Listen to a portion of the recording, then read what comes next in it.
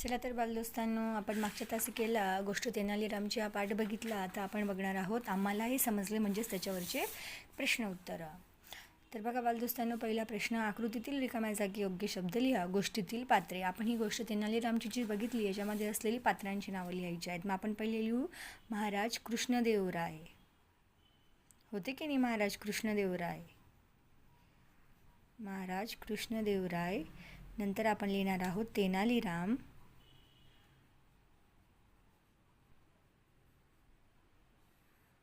आणि नंतर आपण लिहू शेतकरी. हे 3 पात्र या गोष्टीमध्ये आपण अभ्यासले, पाहिले.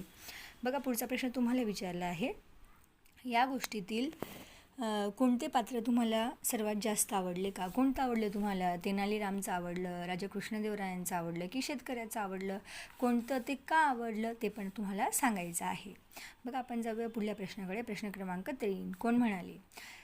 तेनाली सर्वात श्रेष्ठ माणूस कोण आहे? कोण म्हणाले हे तेनाली सर्वात श्रेष्ठ माणूस कोण आहे? जर आपण बघितलं ना तर शेतकरी असलेलं हे पात्र ह्या पाठात काही बोललेलंच नाही आहे. हा पाठ पूर्णपणे तेनालीराम आणि राजा कृष्णदेवराय, महाराज कृष्णदेवराय यांच्याच मध्ये तो झालेला आहे. त्यामुळे आपण मग या ठिकाणी ते 2च व्यक्तींची नावं येणार. कोण म्हणाले?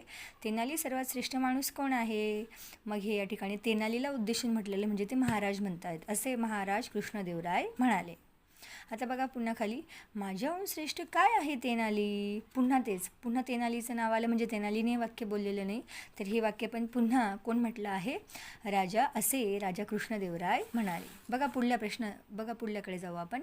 या प्रश्नाचं उत्तर मी नंतर देईन. आपण हा पाठ बघितला तर ज्या वेळेला त्यांना तेनालीराम यांना राजा कृष्णदेवराय विचारतात की माझ्यापेक्षा अजून श्रेष्ठ काय आहे, तेव्हा वेळेला मग तेनालीराम म्हणतात की या प्रश्नाचं उत्तर मी नंतर देईन. मग तिसरं वाक्य त्याचं उत्तर काय येईल असे तेनालीराम म्हणाले. आणि बघा पुढलं 4. महाराज हा शेतकरी आपल्यापेक्षा आणि आपल्या राज्यापेक्षाही महान आहे. आणि हे पण कोण म्हटलेलं आहे मग? असे तेनालीराम म्हणाले. आता बघा 4था प्रश्न, घटनाक्रम लिहा. खालील घटना योग्य क्रमाने वहितली. आता ॲक्च्युली बघा इथे ना रँडम लावलेली. जाता जाता त्यांना एक शेतकरी दिसला. तेनालीरामचे बोलणे ऐकून महाराज विचारमग्न झाले. महाराज तेनालीरामसोबत आपल्या राज्याची पाहणी करण्यासाठी निघाले. घोड्यावर स्वार झालेले ते दोघे बोलतच रस्त्याने पुढे निघाले. तर मग यांच्यातलं पहिलं वाक्य, महाराज तेनालीरामसोबत आपल्या राज्याची पाहणी करण्यासाठी निघाले. हे पहिलं देऊया आपण, हे की नाही, निघाले होते ते. आणि मग नंतर घोड्यावर स्वार झालेले ते दोघेही बोलतच रस्त्याने पुढे निघाले. हे 2 नंबरवर येईल. आता बघा पुढे, जाता जाता त्यांना एक शेतकरी तेनालीरामचे बोलणे ऐकून महाराज विचारमग्न झाले. मग जाता जाता त्यांना एक शेतकरी दिसला, हे नंबर 3चं. आणि तेनालीरामचं बोलणं ऐकून महाराज विचारमग्न झाले, हे 4 नंबरचं वाक्य. हा त्यांचा घटनाक्रम. ओके, पहिलं कोणतं, दुसरं कोणतं, तिसरं कोणतं आणि 4थं कोणतं? आता बघा विचार करा आणि सांगा. तुम्हाला सांगायला सांगितलेलं आहे शेतकरी सर्वश्रेष्ठ आहे. या वाक्याचा तुम्हाला समजलेला अर्थ सांगा. शेतकरी का सर्वश्रेष्ठ आहे हे तुम्हाला सांगायचं आहे. या कथेतून तुम्ही काय शिकलात? राजाच्या जागी जर तुम्ही असता तर तेनालीरामचे कौतुक कसे केले असते, हे या ठिकाणी तुम्हाला विचारलेलं आहे. ओके, ठीक आहे. हे तुम्हाला विचार करून सांगायचं आहे. स्वतः विचार करायला प्रेरित व्हायचं. शेतकरी सर्वश्रेष्ठ या वाक्याचा अर्थ समजला तुम्हाला की शेतकरी जो आहे तो फक्त स्वतःच्या स्वार्थाचा विचार न करता इतरांचाही विचार करतो, म्हणून शेतकरी सर्वश्रेष्ठ आहे या ठिकाणी म्हटलेलं आहे. कारण आपण या पाठामध्ये बघितलं की जेन्युइन तो जो शेतकरी आहे तो काय करतो? विहीर खोदतोय. पण तो विहिरीतलं पाणी तो एकटाच पिणार आहे का? नाही. आजूबाजूच्या शेतशिवारातल्या पिकांना ते पाणी उपयोगात येईल.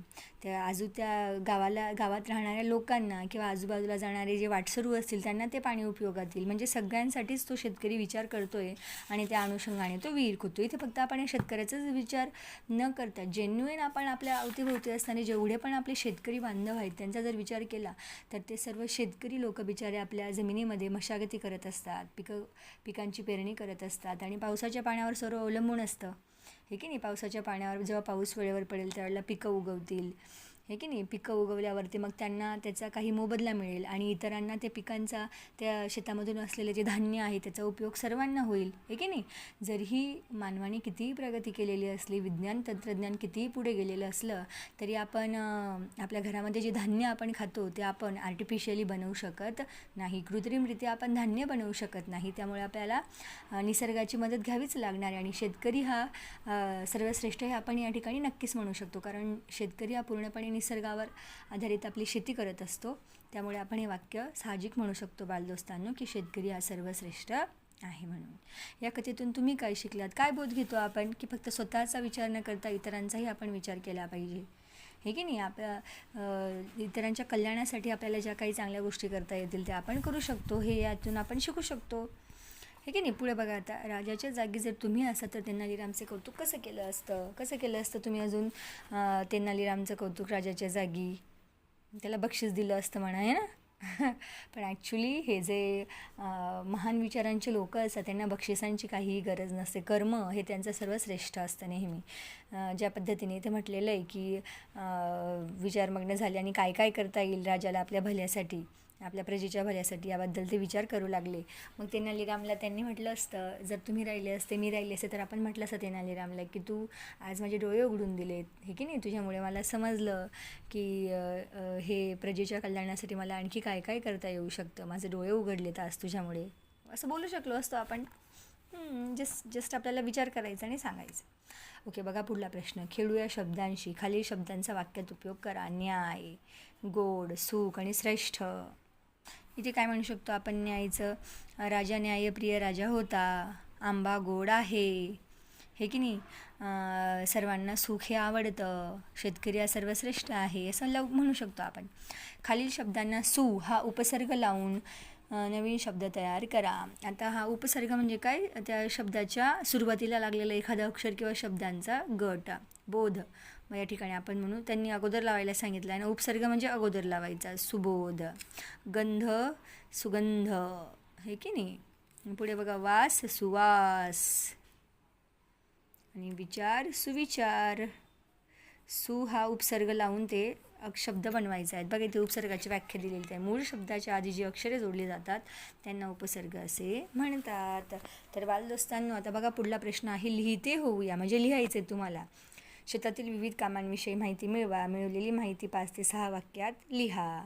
पुन्हा या कथेचा शेवट तुम्ही कसा कराल? कल्पना करा व लिहा. तुम्हाला कल्पना करायच्या आहेत आणि हे लिहायचं आहे.